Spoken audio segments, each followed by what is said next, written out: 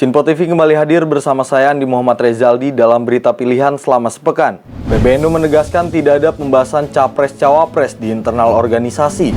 Prabowo Subianto masuk top list dapat dukungan Gus Durian. Konten kreator tegur pengendara lawan arah. Berikut berita pilihan selengkapnya.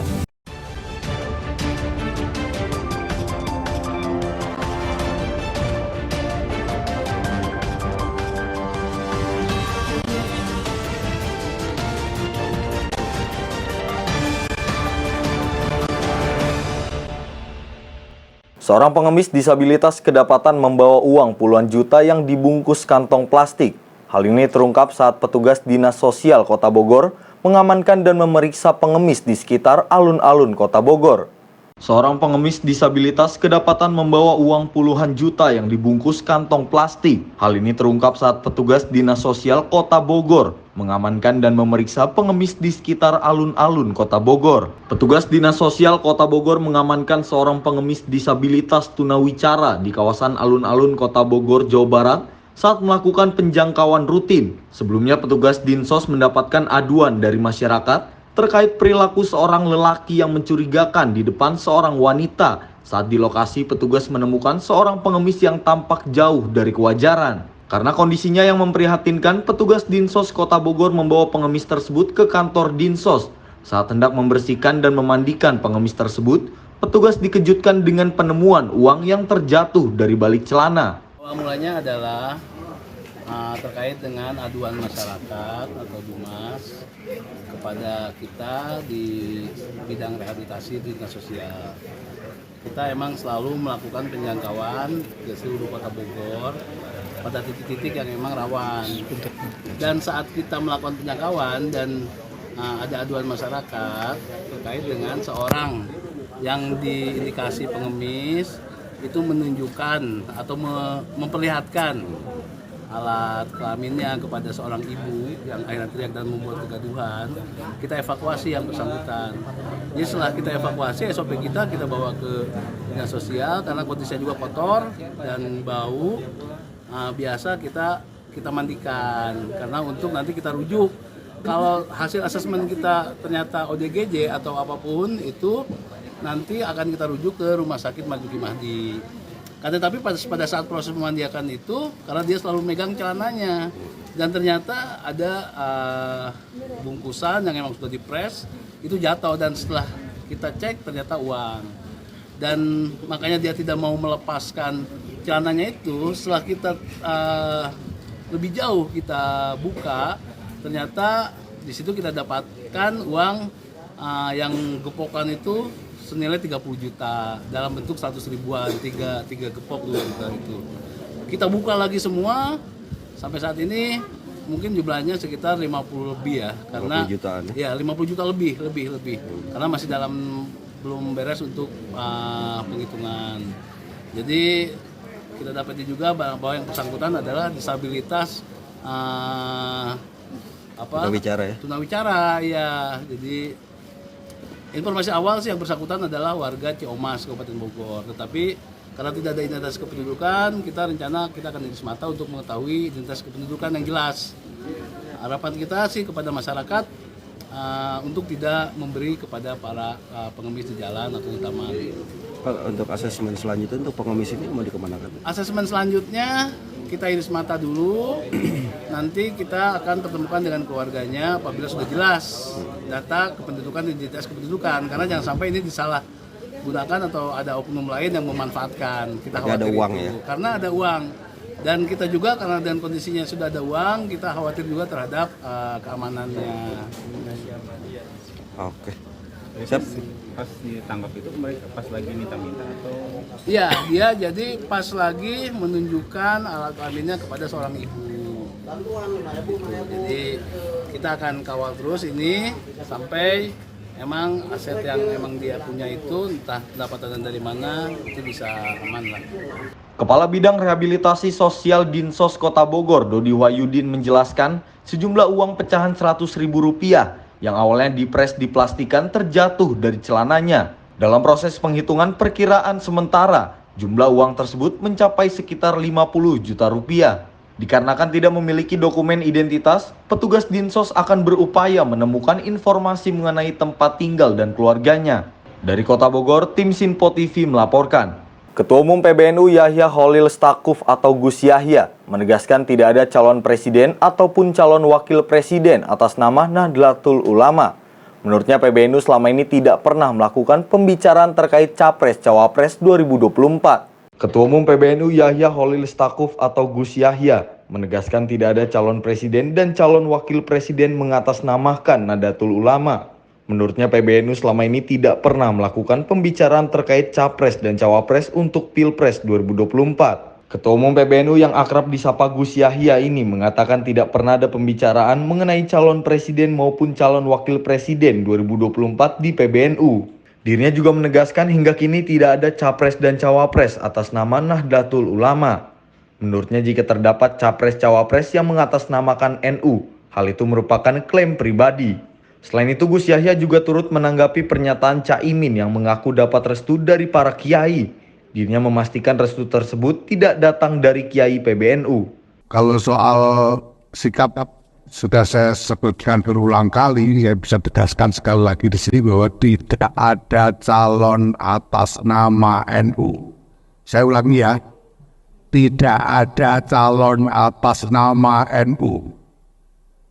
Masih perlu diulangi lagi tidak ini? Jadi kalau ada calon itu ya atas nama kredibilitasnya sendiri, kapasitasnya sendiri, track recordnya sendiri dan seterusnya. Tidak ada atas nama NU. Kalau ada klaim bahwa kiai-kiai PBNU merestui, itu sama sekali tidak benar karena tidak pernah ada pembicaraan di dalam PBNU mengenai calon. Sama sekali, selama ini sama sekali tidak pernah ada pembicaraan di PBNU tentang calon-calon presiden. Karena itu di luar domain kami sebagai organisasi keagamaan kemasyarakatan. Yaitu domain partai politik, silahkan dan silahkan berjuang untuk mendapatkan kepercayaan rakyat. Tapi saya ulangi sekali lagi, tidak ada calon atas nama NU. Itu saja. Terima kasih. Dari Jakarta, tim Sinpo TV melaporkan. Tim gabungan dari Jatanras dan Resmob Satuan Reserse Kriminal atau Satreskrim Polres Metro Jakarta Barat berhasil meringkus komplotan pelaku pencurian kendaraan truk box yang tengah terparkir di bahu Jalan Muwardi, Grogol, Petamburan, Jakarta Barat yang aksinya terekam kamera pengawas CCTV. Para pelaku ditangkap Senin dini hari di sejumlah tempat persembunyiannya di wilayah Jakarta dan Sentul, Bogor, Jawa Barat. Tim gabungan dari Jatanras dan Resmob Satreskrim Polres Metro Jakarta Barat Senin dini hari menangkap para pelaku pencurian kendaraan truk box di tempat persembunyiannya di kawasan Sentul, Bogor, Jawa Barat. Dua orang pelaku berinisial G dan MS ini pun tak berkutik saat diringkus petugas di dalam rumah kontrakannya. Tak hanya dua pelaku, polisi kemudian melakukan pengembangan dan menangkap satu pelaku lain berinisial A di Jakarta tanpa perlawanan. Guna kepentingan penyidikan lebih lanjut, ketiga pelaku kemudian dibawa ke Mapolres Metro Jakarta Barat. Penangkapan ketiga orang pelaku tersebut dibenarkan Kasat Reskrim Polres Metro Jakarta Barat, Kompol Andri Kurniawan. Namun dirinya belum dapat menjelaskan secara rinci peran dari ketiga pelaku tersebut karena masih dalam proses sidik perkara. Jadi berdasarkan laporan awal, kemarin kita ada terima laporan terkait kasus pencurian kendaraan bermotor roda 4. Setelah kita lakukan penyelidikan, akhirnya kita bisa mengungkap ada 3 pelaku yang sementara masih kita amankan dan masih dalam proses penyelidikan kita juga untuk tersangka lainnya. Berarti ini satu jaringan atau gimana Pak? Sementara masih kita kembangkan terlebih dahulu, dari 3 ini mungkin ada pengembangan lainnya. Mereka ini tertangkap di mana nih Pak? Ada beberapa wilayah yang kita tangkap di daerah Jawa Barat dan di daerah Jakarta.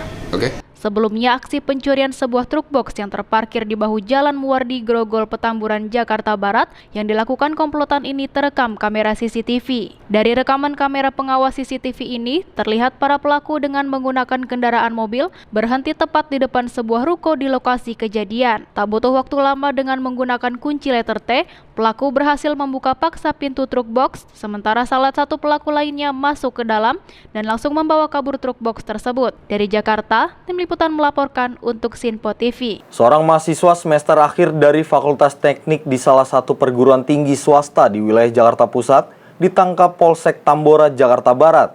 Penangkapan ini berkaitan dengan pembelian ganja seberat 1,6 kg dengan nilai 6 juta rupiah melalui platform media sosial Instagram. Senin siang, RP usia 23 tahun, mahasiswa semester akhir di salah satu perguruan tinggi swasta di wilayah Jakarta Pusat, hanya bisa tertunduk diam ketika Polsek Tambora, Jakarta Barat berhasil menangkapnya karena keciduk membeli narkotika jenis ganja melalui platform media sosial Instagram. Tersangka ini ditangkap pada hari Sabtu siang lalu di kediamannya yang terletak di Kecamatan Cakung, Jakarta Timur.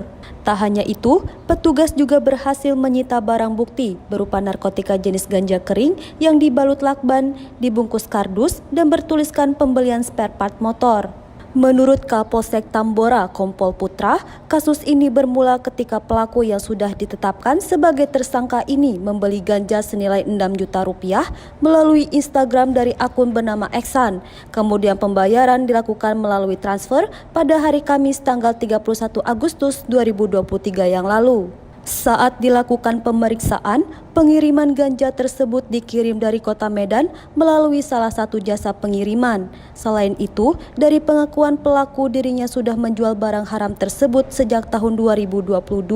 Namun pembelian ganja melalui platform media sosial Instagram ini baru yang pertama kalinya. Motif dari pelaku pembelian ganja ini adalah untuk penggunaan pribadi dan juga mencari keuntungan melalui penjualan kembali yang dikemas dalam paketan-paketan kecil. Dari tindak pidana narkotika ini berdasarkan dari keterangan tersangka, dengan membeli ganja kemudian menjualnya kembali, dia berharap mendapatkan keuntungan senilai per 1 kg ganja mendapat keuntungan sebesar 2 juta rupiah.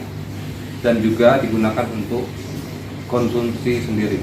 Berdasarkan hasil tes urin tersangka ini juga positif mengandung THC atau positif mengandung ganja. Paket dikirim dari Medan dengan dikamuflasekan menjadi perlengkapan sepeda motor jenis Promol dan stick head. Jadi pelaku di Medan itu mengirimkan atas nama Vespa Parts Garage yang dia kamuflasekan menjadi perlengkapan sepeda motor jenis Vespa, padahal di dalamnya adalah ganja seberat 1,2 kg. Pelaku RP umur 23 tahun membeli 1,2 kg ganja ini sebesar 6 juta rupiah dengan cara transfer. Bang, dia melakukan pembelian melalui online ini baru pertama kalinya atau udah sering? Berdasarkan keterangan pelaku ini menjual dan mengkonsumsi ganja sejak tahun 2022. Dia membelinya secara offline dari bandar yang lain. Baru kali ini dia mencoba membeli secara online dengan berkenalan di salah satu platform media sosial dengan akun yang dia kenal.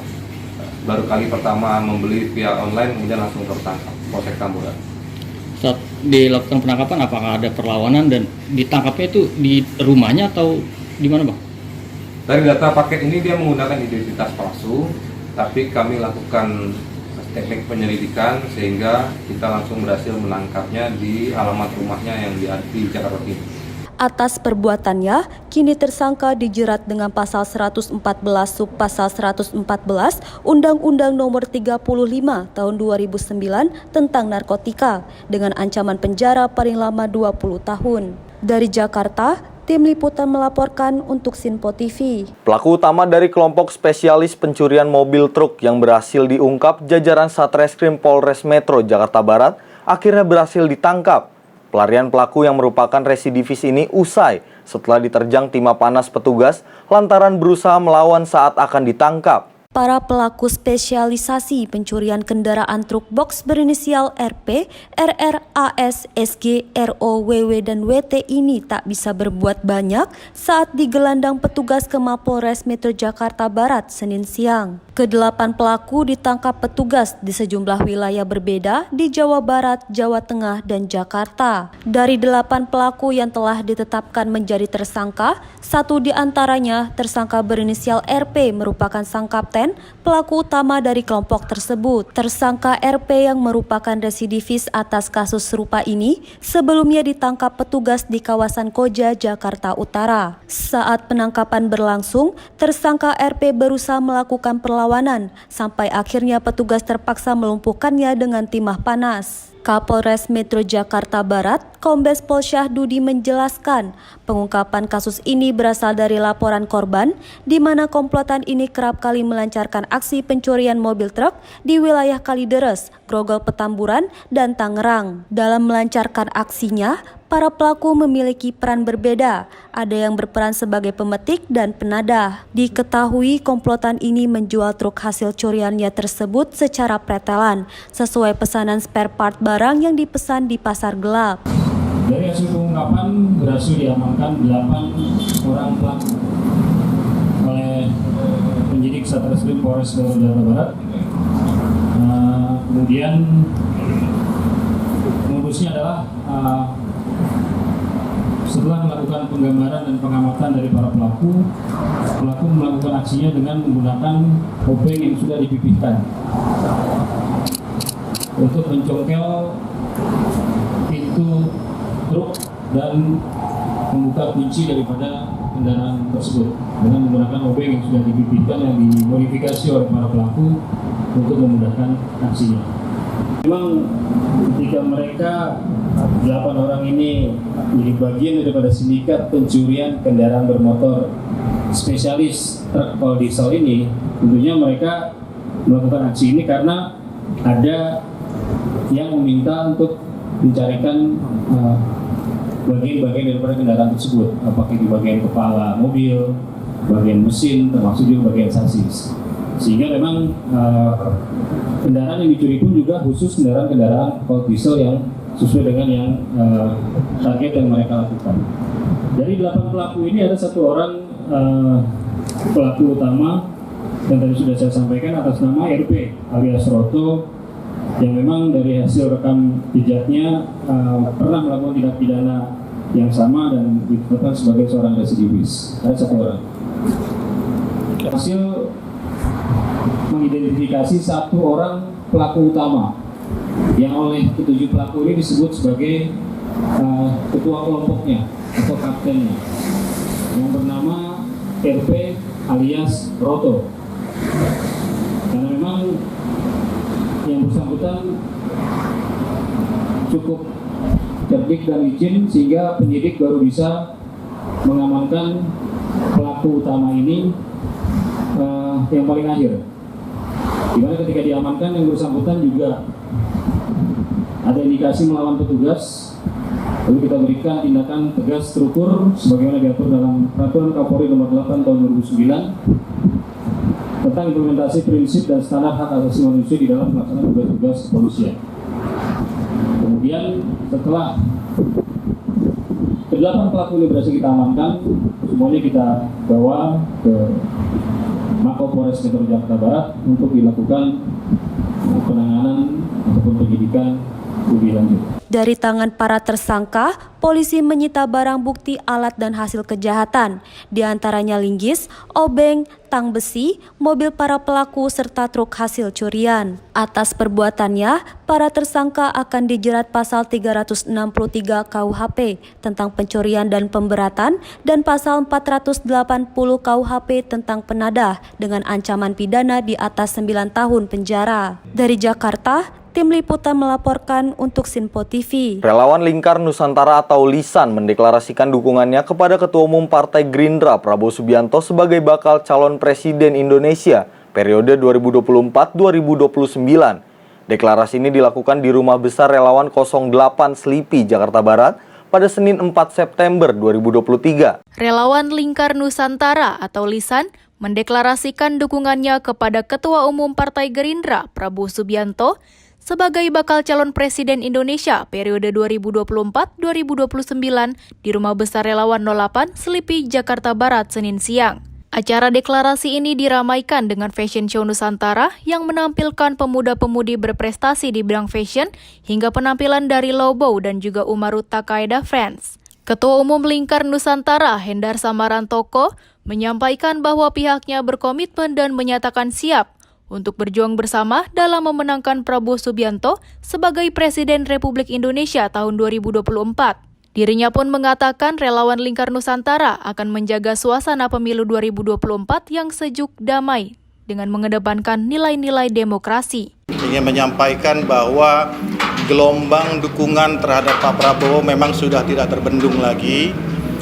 Oleh karena itu, komunitas kami Lingkar Nusantara berusaha untuk mengakomodir, untuk menampung seluruh aspirasi dari seluruh lapisan masyarakat, baik itu yang dari seniman seperti sekjen saya, Pak Tekaida, dari budayawan, lintas profesi, lintas etnis, ya, semuanya bersatu dalam komunitas kita, komunitas Lingkar Nusantara. Adapun hal ini dikarenakan memang mungkin kita sudah sama-sama tahu di 2019 polarisasi begitu besar, maka karena itu kami dari komunitas Lingkar Nusantara yang sudah lelah dengan polarisasi, yang sudah lelah menjadi objek daripada fitnah, hoaks, saling serang antara anak bangsa, ingin memberikan warna baru yang juga mungkin sejalan dengan apa yang dikampanyekan oleh Pak Prabowo, yaitu warna kampanye perdamaian, kampanye yang adem, kampanye yang riang gembira, kampanye yang mengedepankan gagasan. Dan itu semua mungkin jatuh pilihan kami kepada Pak Prabowo. Adapun relawan Lingkar Nusantara merupakan gabungan dari para pegiat seni budaya yang sebelumnya pernah menjadi relawan pendukung dari Jokowi. Dari Jakarta, Jihan Nabila, Ahmad Amin melaporkan untuk Sinpo TV. Salah satu donatur bekerja sama dengan BPBD dan pihak desa mendistribusikan air bersih di wilayah Ciampea, Kabupaten Bogor. Beberapa mobil tangki yang membawa pasokan air bersih diserbu warga yang sudah mengantri dengan membawa ember lantaran sumur warga sekitar sudah sekian lama dilanda oleh kekeringan. Panjangnya musim kemarau melanda wilayah Bogor dengan julukan Kota Hujan Bogor, Jawa Barat, mengakibatkan surutnya cadangan air bersih di setiap sumur milik warga sekitar. Sejumlah tangki pasokan air bersih dari salah satu donatur non-pemerintahan didistribusikan di 2 RW di Desa Tegalwaru, Kecamatan Ciampea, Kabupaten Bogor. Ratusan ember, galon, serta peralatan pengangkut air milik warga yang dibawanya kini mulai diisi petugas untuk dikonsumsi warga Ciampea Ilir, Desa Tegalwaru, Bogor. Bantuan sumur bor dari pemerintah yang dibuat kini sia-sia karena di lokasi sumur bor tersebut tak mengeluarkan air untuk digunakan warga sekitar saat kemarau panjang tiba kali ini. Ini untuk sementara sekarang, memang sumur-sumur itu kebanyakan udah pada kering, gitu Pak. Jadi kami ya adanya pengiriman air ini, alhamdulillah, gitu kan, masyarakat kami sudah terbantu lah gitu, gitu Pak. Keringnya kenapa sih Pak? Dari mungkin ada jangkanya, pagi ada, siang atau nggak ada gimana? Ini kalau masalah air sumur itu kan, kalau pagi itu ada, dikarenakan mungkin stok malam, gitu Pak. Terus digunakan siang, itu sorenya habis. Kadang-kadang contohnya warga saya sendiri, warga itu kami itu nggak cukup buat mandi gitu kan, kekurangan gitu. Pak, emang di kampung sini belum masuk pipanisasi atau gimana Pak? Air ledang atau gimana? Belum, kalau air ledang belum. Kami mohon, emang kalau ada program seperti itu, kami juga mengharapkan seperti itu. Karena kemaraunya agak panjang, jadi sumur itu pada kering. Jadi sekali cuma satu setelan itu bayi dapat satu jalan ini. Kalau itu kebanyakan keringnya. Antrinya air bersih ini untuk minum atau gimana? Untuk minum juga untuk masak. Untuk masak. Sangat dibutuhkan banget ini. Untuk juga sangat membantu ini. Dan untuk itu karena kekurangan air, justru yang buatan ini sangat membantu sekali. Kalau untuk mandi, cuci baju setiap hari gimana? Atau pergi ke kali? Pemandian umum. Lumayan jaraknya. Lumayan. Di tempat pemandian umum itu sekitar ya 500 meter lah. Kebetulan batu air di sini baru pertama kali dari kemudian sangat bermanfaat untuk saya enam kampung Ciupak karena mereka sudah kekeringan dan ngambil mata air pun jauh sekali sekitar 1 km di bawah. Mereka sangat antusias sekali. Dan mudah-mudahan tadi kita berdoa biar hujan, kasihan sama masyarakat saya sendiri karena sudah menipis sekali. Ada berapa RW Bu yang sering dilanda kekeringan? Sekitar ya kurang lebih di RW Cupak RW 6 ini hampir semua RT sih ya, khususnya di RW 6 ini. Jadi kalau di wilayah Desa Tegalwaru ada 2 RW yang? Ya, itu biasa ada 2 RW di RW 6 sama RW 4. RW 1 pun ada sebagian. Bu, ini ada bantuan, ada berapa tangki? Per hari ini ada 3 tangki, user untuk RW 6. Rencana sih 5 hari, per harinya 3 tangki. Minimnya pasokan air bersih untuk dikonsumsi warga yang mengandalkan air resapan dari sumur kali ini membuat 1.000 jiwa dari 2 RW di Kampung Ciampea Ilir harus rela antri demi mendapatkan pasokan air bersih yang didistribusikan. Sementara dampak kekeringan yang melandanya membuat warga sekitar krisis air bersih setiap harinya. Dari Bogor, Tim Liputan melaporkan untuk Sinpo TV. Aksi konten kreator menegur pengendara roda 2 yang melawan arus lalu lintas di Jalan Kemanggisan Utama Raya, Palmerah, Jakarta Barat, dan sempat terjadi cekcok pada Selasa kemarin. Meski demikian, tampak sejumlah pengendara motor yang masih nekat melawan arus di kawasan ini. Dari rekaman video milik warga, tampak seorang konten kreator terlibat cekcok dengan sejumlah pengendara sepeda motor di Jalan Kemanggisan Utama Raya, Palmerah, Jakarta Barat. Belakangan ini diketahui cekcok tersebut disebabkan oleh seorang konten kreator tengah melakukan peneguran terhadap para pengendara yang melawan arus lalu lintas di kawasan tersebut. Saat ditemui di kantor Lantas Jakbar Rabu siang, Kepala Satuan Lalu Lintas Wilayah Jakarta Barat mengatakan bahwa peristiwa tersebut terjadi pada Selasa kemarin. Namun hingga saat ini baik pihak konten kreator maupun pengendara yang terlibat cekcok belum melakukan pelaporan ke Satlantas Jakarta Barat. Dirinya juga mengimbau kepada masyarakat agar tidak lagi melakukan pelanggaran lalu lintas, salah satunya dengan melawan arus karena dapat membahayakan diri sendiri maupun pengendara lain. Terima kasih, kami tahunya juga dari Instagram. Kemudian untuk resmi laporannya mengenai pembuatan konten yang melawan arus belum ada. Selama ini laporan tentang penganiayaan atau pemberitahuan tentang kita bikin konten belum ada. Kalau memang itu terjadi penganiayaan, silakan yang kemarin akan membuat konten tersebut melaporkan ke pihak kepolisian. Pak, tapi sebelum membuat konten itu sempat ada izin atau koordinasi dengan pihak lalu lintas Jakarta Barat nggak Pak, konten kreator itu? Sementara kami cek ke rekan-rekan belum ada konten tersebut izin ke pemberitahuan ke kami. Pak, kalau untuk konten kreator sendiri yang kemarin bikin konten itu belum tahu ya Pak ya siapa ya Pak? Belum, karena juga kita belum kenal juga, kita ngelihatnya di Instagram tersebut. Kami jam-jam rawan akan kami tempatkan anggota kita untuk penindakan. Nah, disinilah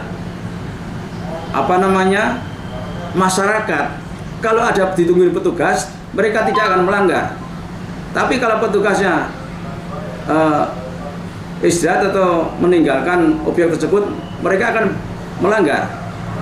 Maka saya mengimbau kepada masyarakat, ayolah bertertib berlalu lintas agar kita selamat di jalan. Sebelumnya viral di media sosial, aksi adu mulut antara konten kreator dengan pengendara motor yang melawan arus. Tak hanya di Jakarta Barat, peristiwa serupa juga terjadi di wilayah Tebet, Jakarta Selatan, yang berbuntut ke jalur hukum. Bahkan belum lama ini, di Lenteng Agung, pemotor jadi korban akibat lawan arus karena tertabrak truk. Dari Jakarta, Tim Liputan melaporkan untuk Sinpo TV. Bacapres Koalisi Indonesia Maju Prabowo Subianto dinyatakan masuk top list untuk mendapatkan dukungan keluarga dan pendukung Presiden keempat Republik Indonesia, Abdurrahman Wahid atau Gus Dur untuk kontestasi Pilpres 2024. Bacapres Koalisi Indonesia Maju Prabowo Subianto dinyatakan masuk top list untuk mendapatkan dukungan keluarga dan pendukung Presiden keempat Republik Indonesia Abdurrahman Wahid atau Gus Dur untuk kontestasi Pilpres 2024. Prabowo dinyatakan menjadi capres prioritas untuk didukung kelompok Gus Durian karena memiliki visi yang sama dalam membangun bangsa Indonesia ke depan. Meski demikian, Putri Mendiang Gus Dur, Yeni Wahid, mengatakan hingga saat ini belum membuat keputusan akhir. Yeni menjelaskan dalam membuat keputusan, dirinya harus melalui mekanisme pertimbangan rasional dan spiritual. Saya dari awal ya selalu mengatakan bahwa ketika membuat keputusan itu akan memakai pertimbangan rasional dan spiritual. Salah satu pertimbangan spiritualnya adalah harus ke makam Bapak. Nah, kebetulan saya belum sempat ke sana ini. Jadi dari sisi pertimbangan spiritual memang saya harus melalui itu dulu. Tapi secara rasional ya, berkomunikasi dengan Pak Prabowo ini punya visi yang sangat luar biasa. Bagi kami Pak Prabowo ini top list, ya. Jadi prioritas paling utama karena ada kesamaan visi. Jadi secara rasional itu mungkin kita sudah bisa punya kesamaan. Tinggal menapaki mekanisme spiritual dulu. Dari Jakarta, Andi Rezaldi, Ahmad Amin melaporkan untuk Sinpo TV. Kebakaran melanda permukiman padat penduduk Tambora, Jakarta Barat. Pada Kamis malam, 30 rumah warga hangus dilalap si jago merah. Musibah kebakaran terjadi di pemukiman padat penduduk Jalan Krendang Tambora, Jakarta Barat. Bangunan yang terbuat semi permanen hangus terbakar. Hembusan angin kencang membuat kobaran api semakin besar dan sulit dipadamkan. Meski demikian, warga dan petugas pemadam kebakaran bahu-membahu memadamkan kobaran api. Warga yang panik berusaha memindahkan barang berharga mereka yang masih bisa diselamatkan. Berdasarkan data sementara, sebanyak 30 rumah warga yang di dalamnya terdapat 600 jiwa hangus dilalap si jago merah. Dugaan sementara api berasal dari konsleting listrik. Yang terdampak ini sekitar 30 rumah, ada sekitar 600 kakak ya, 600 jiwa yang terdampak. Nah, rencana sama Pak Camat dan Pak Lurah akan dievakuasi, akan kita sementara kan ada di gedung puskesmas. Dan alhamdulillah saat ini sudah proses penyelidikan dan mudah-mudahan cepat tuntas. Kita mengerahkan sampai dengan 20 unit dengan personil sekitar 95 orang dalam kondisi aman. Dan korban jiwa sampai dengan luka saat ini baru satu masyarakat yang tangannya terkena seng. Itu aja sih informasinya. Ada kesulitan dan? Ini rumah tinggal pada hunian. Sebanyak 21 unit mobil pemadam Jakarta Barat dikerahkan ke lokasi untuk memadamkan api. Setelah 2 jam, api akhirnya dapat dipadamkan. Tidak ada korban jiwa dalam peristiwa kebakaran ini. Namun 1 orang warga alami luka terkena seng saat memadamkan api. Dari Jakarta, tim liputan melaporkan untuk Sinpo TV. Demikian berita pilihan selama sepekan kali ini. Tetap saksikan berita terkini di Sinpo TV, Sinpo ID dan media sosial Sinpo lainnya. Saya Andi Muhammad Rezaldi beserta kru yang bertugas pamit undur diri. Selamat berakhir pekan dan sampai jumpa.